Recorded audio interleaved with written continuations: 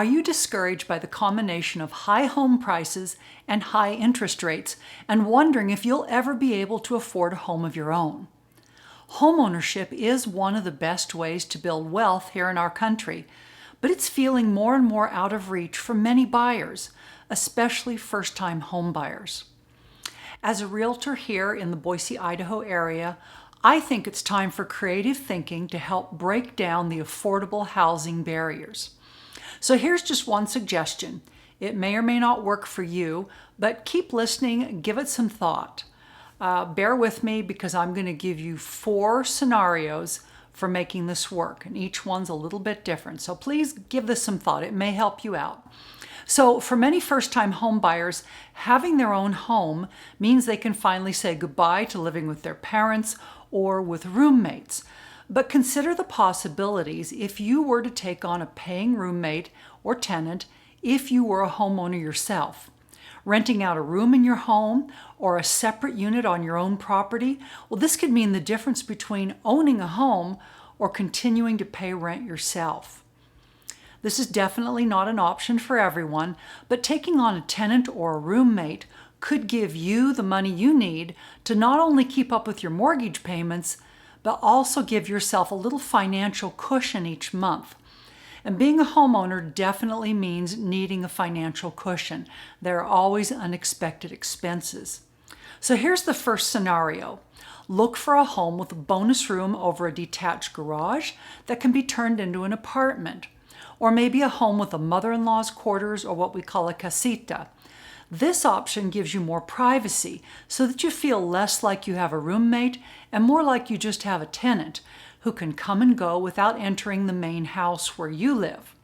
This is probably ideal, but may involve buying a more expensive property than most first-time homebuyers can afford.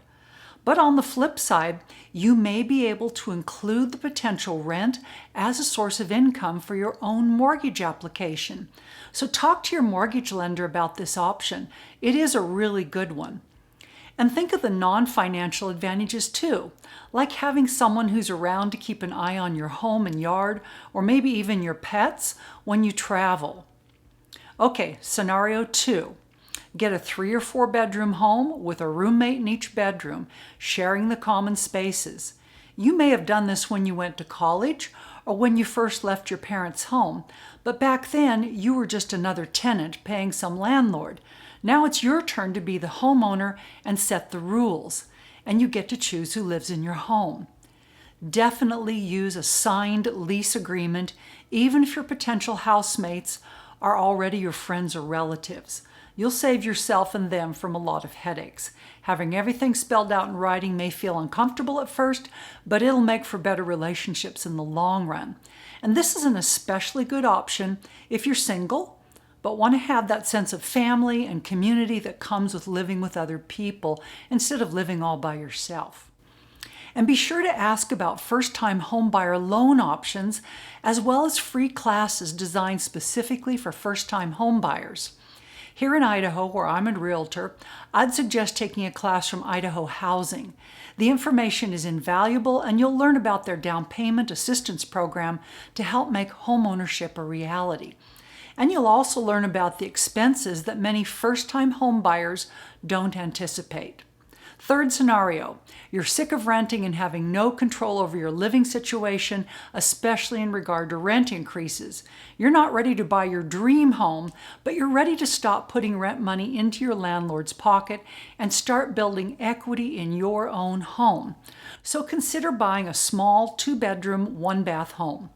Rent out 1 bedroom to a roommate, preferably someone you already know and would enjoy living with, but it could be a stranger. Eventually, this home will become your investment property as your own income increases and you're able to buy that dream home, or your personal situation changes, like you get married or move to another city for work. Either way, you can keep out renting the small home even if you don't even live in that city anymore. And as I mentioned above, talk to your accountant about the tax advantages as well as the responsibilities of owning a rental. And of course, you can always sell the home, and you will most likely have accrued a lot of equity as you make your mortgage payments and as home prices keep going up. You're not tied to the home for life. Hardly anybody is still living in the original home that they bought 30 years ago when the mortgage is finally paid off. They've usually moved on. By the way, if this is helpful info, please give the video a like. Thank you. Scenario 4. Think of home ownership as a way to build wealth. Consider buying a duplex or other multifamily unit if your finances will allow it. You can live in one unit, rent out the rest. Very few people think of this when they are first-time home buyers, but a duplex can be a fantastic way to own your first property. Your loan officer can help you figure out how much you can afford, taking into consideration the rent that you could get for the other half of the duplex, and your realtor can help you figure out if such a property is likely to exist in your community and in your price range. I'm not saying these are available everywhere. Whether or not you can count your potential rental income when applying for a loan is going to depend on the type of loan. I'm not going to get into that detail because I'm not a lender, but please do be upfront with your lender.